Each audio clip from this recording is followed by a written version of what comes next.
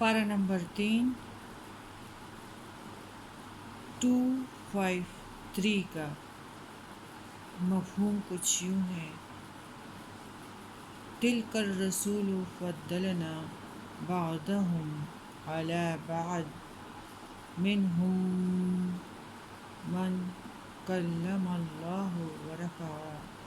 بعضهم درجات وآتینا عیسی ابن مریم البینات، اور یہ رسول جو بھیجے گئے ہیں ہم نے انہیں ایک دوسرے سے بڑھ چڑھ کر فضیلت دی۔ ان میں سے کچھ تو ایسے ہیں جن سے اللہ نے کلام کیا، اور کچھ وہ ہے جن کے درجات بلند کیے، اور عیسیٰ ابن مریم کو روشن نشانیاں عطا کیے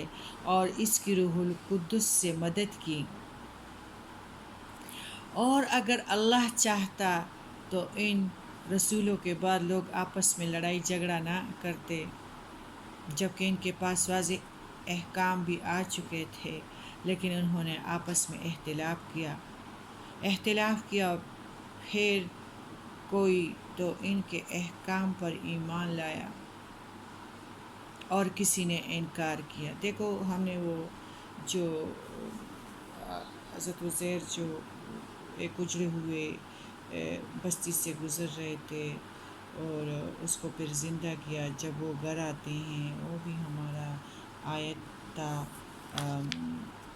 تو اس کے بچے اور پوتے جو ہے 100 سال میں وہ بوڑھے ہو چکے ہوتے ہیں، وہ مطلب جوان تھے، تو پھر جو ہے عیسائی اور یہودی ان کو اللہ کا بیٹا ماننے لگے۔ تو عجیب عجیب ان کے شرک کے ہے ہیلے جو تلاش کرتے ہیں۔ اس طرح عیسیٰ علیہ السلام کو عیسائی اور عزیر کو یہودی اللہ کا بیٹا سمجھتے ہیں، تو شرک کے لیے مطلب راستے تلاش کرتے ہیں اور اختلافات کرتے ہیں۔ تو ان میں سے کچھ وہ ہے کہ اللہ تعالیٰ کے احکام پر ایمان لاتے ہیں اور کوئی انکار کر دیتا ہے۔ اگر اللہ چاہتا تو آپس میں لڑائی جھگڑے نہ کرتے، لیکن اللہ تو وہی کچھ کرتا ہے جو وہ چاہتا ہے۔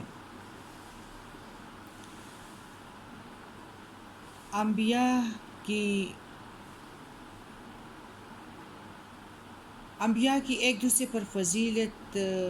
سب سے بڑی فضیلت تو یہی ہے کہ اللہ نے انہیں نبوت اور رسالت عطا فرمائی، اس لحاظ سے ان میں کوئی فرق نہیں، اور یہی وہ چیز ہے جس کے متعلق رسول اللہ صلی اللہ علیہ وآلہ وسلم نے فرمایا کہ مجھے کسی پیغمبر پر فضیلت نہ دو، نیز فرمایا کہ کسی پیغمبر کو کسی دوسرے پر فضیلت نہ دو، یہاں تک کہ یونس علیہ السلام بن متا پر بھی نہیں رہی۔ جزوی فضیلت ہے تو اس لحاظ سے اللہ تعالیٰ نے کسی رسول کو کسی ایک فضیلت سے نوازا، دوسرے کو کسی دوسری فضیلت سے، جیسا کہ ایک آیات میں اللہ نے بعض انبیاء کے فضائل خود ہی ذکر کر فرما دیے، اور یہاں فضائل سے مراد مخصوص معجزات ہیں جو دوسروں کو عطا نہیں ہوئے۔ مثلا موسیٰ علیہ السلام سے اللہ نے اس دنیا میں اور اس زمین پر براہ راست کلام کیا، جو اور کسی نبی سے نہیں کیا۔ اسی طرح عیسیٰ علیہ السلام اللہ کے حکم سے مردوں کو زندہ کرتے، مردوں کو، اور مٹی کے پرندے بنا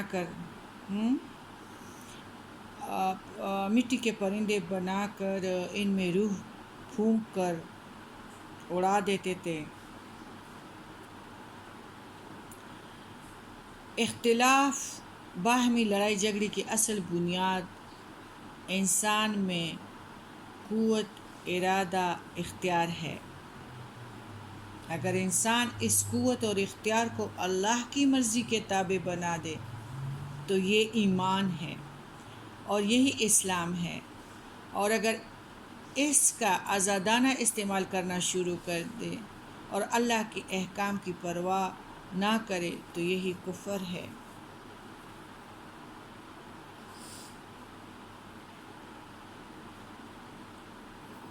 لوگوں کے لڑائی جھگڑے،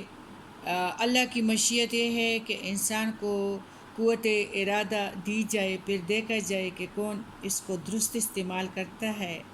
ایک آزمائش ہے نا، اور کون غلط۔ جو لوگ اس کا غلط استعمال کرتے ہیں وہی آپس میں اختلاف کرتے ہیں اور لڑائی جھگڑے کرتے رہتے ہیں، اور اگر اللہ چاہتا تو انسان کو یہ قوت ہی نہ دیتا، پھر نہ کوئی اختلاف ہوتا اور نہ لڑائی جھگڑا، بس سب کے سب مومن ہوتے۔ لیکن ایسا ایمان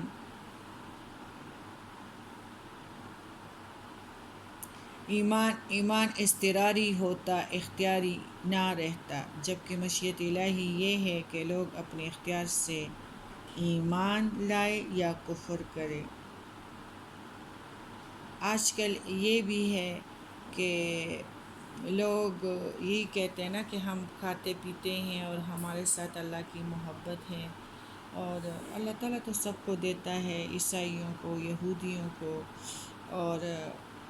یہ زمین پہ چرند پرند اور حیوان نہ ہوتے تو ہو سکتے کہ کسی بھی انسان کو پانی بھی نہ ملتا، لیکن اللہ تعالیٰ ان کی وجہ سے ہمیں اس چیز سے ابھی تک بچا کے رکھا ہے۔ باقی جب قبروں میں جائیں گے تو توحید کا کلمہ تو پڑھیں گے، ایمان لائیں گے، اور جو اللہ کا حکم ہے تو قبر میں چیخیں گے، لیکن بات یہ ہے کہ پھر اللہ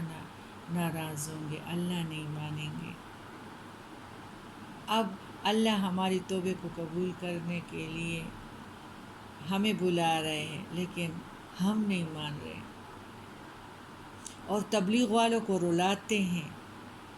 کہ ہم ہدایت کی طرف نہیں آتے۔ یہ تو ویسے پاگل ہے، لگا ہوا ہے۔